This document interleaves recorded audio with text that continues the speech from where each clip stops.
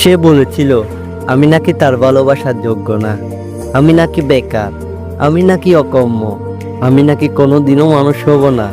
সে আরো বলেছে আমার সাথে নাকি তার যায় না। এতদিন নাকি আমাকে সময় দিয়ে ভুল করেছে।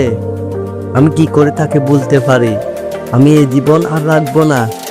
আজকে আমি আত্মহত্যা করব, শেষ করে দেব নিজেকে।